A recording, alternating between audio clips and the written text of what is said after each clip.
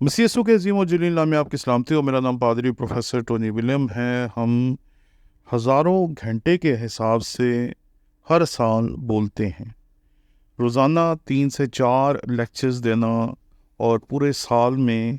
یہ کتنے لیکچرز بنتے ہیں یہ اعداد و شمار آپ رکھ سکتے ہیں۔ اتنا زیادہ بولنے کے بعد، اتنی زیادہ گفتگو کرنے کے بعد، اتنی زیادہ ریکارڈنگ کروانے کے بعد کئی مرتبہ ایسا ہوتا ہے کہ کبھی کبھی کچھ چیزیں زبان سے غلطی سے نکل جاتی ہیں، جسے ہم جوش خطابت کہتے ہیں۔ کئی مرتبہ ایسا ہوتا ہے بولتے بولتے بہت سی باتیں ایسی نکل جاتی ہیں جو شاید بولنے والے کی مرضی اور منشا کے مطابق نہیں ہوتی، لیکن جو کہ وہ بول رہا ہوتا ہے اور بولتے بولتے کبھی کبھی وہ کنٹرول کھو دیتا ہے، تو وہ بات زبان سے نکل جاتی ہے۔ اور ہزاروں گھنٹے بولنے والے جو ہوتے ہیں، اگر ان ہزاروں گھنٹوں کی ریکارڈنگ میں سے اگر 1-2 جملے غلط نکل جائیں تو ان کو لے کر ان کا مذاق بنانا، ان کو لے کر ان کا مذاق اڑانا، ان کو لے کر یہ بتانا کہ دیکھیں جی یہ کیا چل رہا ہے، یہ کیا ہو رہا ہے، یہ کیا کر دیا، یہ کرنا روا نہیں ہے، یہ نہیں ہے، وہ نہیں ہے، تو یہ بڑے عرصے سے جاری و ساری ہے، اور ہمارے لوگ جو ہیں وہ بڑے عرصے سے اس طرح کر رہے ہیں۔ آپ ذرا سوچیں، ایک شخص جو ہے جو دن میں 3-4 گھنٹے بولتا ہے ٹیلی ویژن کے سامنے، کیمرے کے سامنے، اور میری طرح اگر وہ ٹیچر ہے جو اسٹوڈنٹس کے سامنے کھڑا ہوتا ہے، تو اتنا زیادہ بولنے کے بعد اگر کسی کی زبان سے کچھ الفاظ نکل جاتے ہیں جسے ہم جوش خطابت بھی کہتے ہیں، کسی کی زبان میں کوئی لغزش آ جاتی ہے، تو ہم اس غلطی کو لیتے ہیں، اس کا کلپ نکالتے ہیں، اور پھر اس کو پوری سوشل میڈیا کی دنیا میں ایک دوسرے کے ساتھ بانٹنا شروع کر دیتے ہیں۔ اگر کسی سے کوئی غلطی ہوتی ہے اور ہم چاہتے ہیں کہ اس غلطی کو اس بندے کے ساتھ بیٹھ کر اسے بتایا جائے کہ بھی غلطی ہو گئی،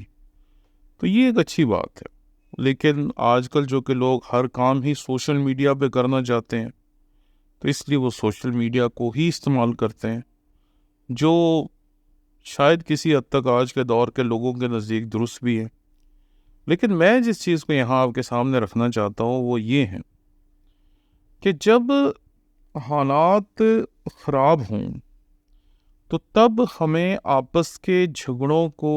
بھول جانا چاہیے۔ میں دیکھ رہا تھا کہ ایک طرف جڑا والا جو تھا وہ جلا ہوا تھا، لوگ خوفزدہ تھے، ڈرے ہوئے تھے، سہمے ہوئے تھے، اور ہر کوئی اپنی من مرضی کے مطابق جو بھی آ رہا تھا وہ کہہ رہا تھا۔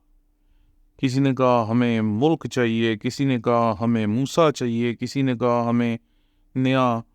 صوبہ چاہیے، اور سب اپنی اپنی طرح سے جو جو کسی کے ذہن میں آ رہا تھا وہ کہتا جا رہا تھا۔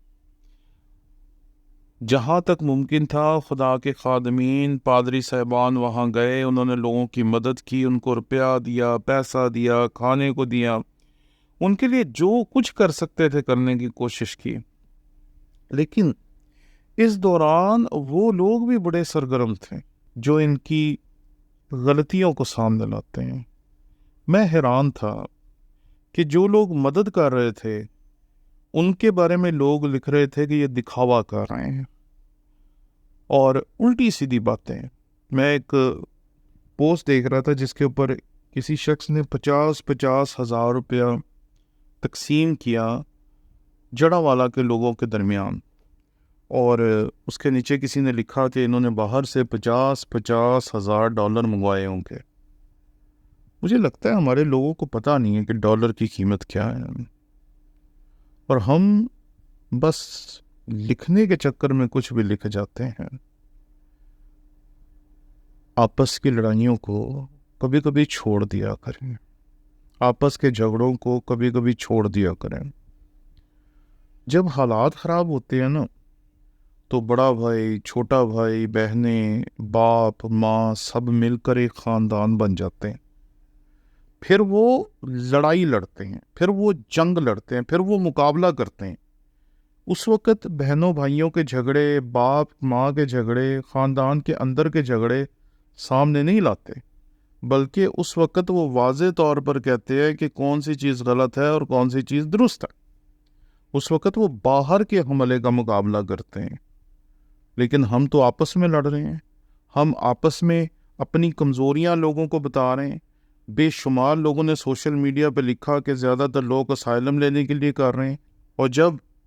جڑاوالا کا سارا الزام دو مسیحیوں کے سر ڈال دیا گیا تو وہی باتیں جو فیس بک پہ آپ ایک دوسرے کے خلاف لکھ رہے تھے، وہی باتیں ہمارے مخالفین نے کرنی شروع کر دیں۔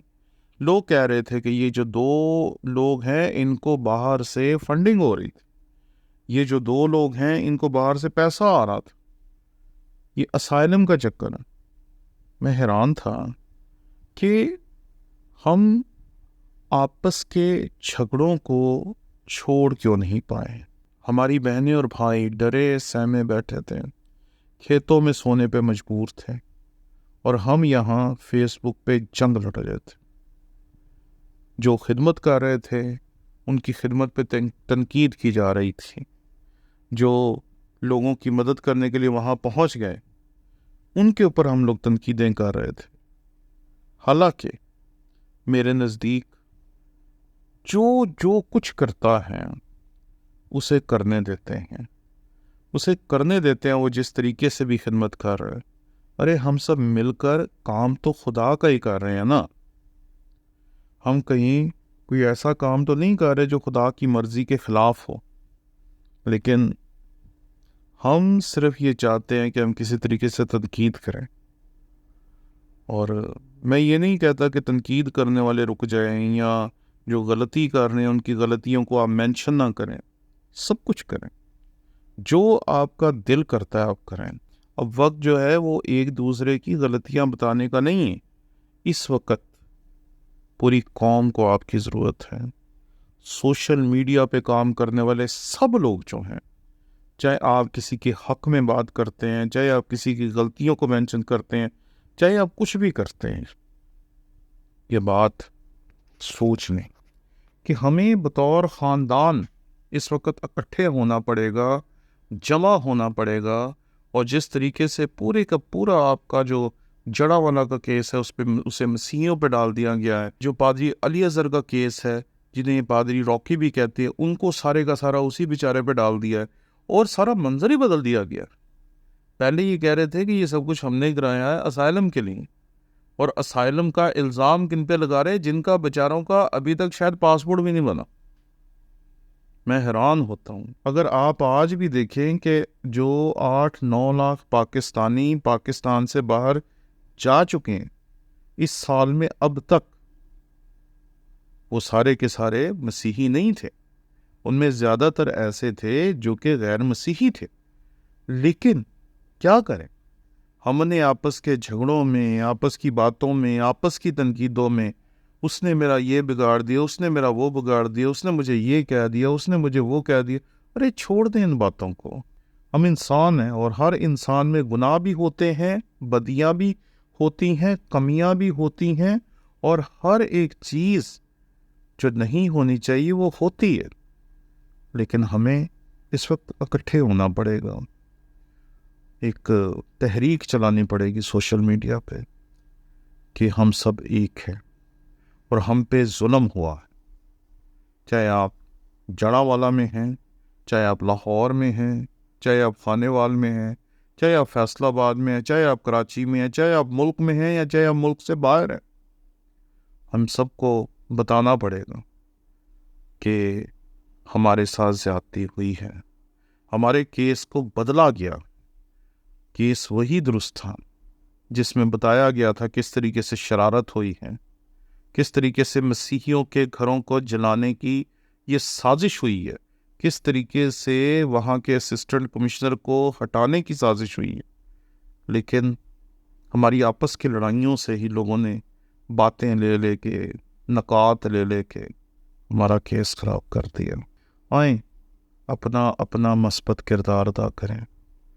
اور پاکستان کی مسیحی قوم کو دوبارہ مضبوط کرنے میں ہم سب اپنا اپنا کردار ادا کریں۔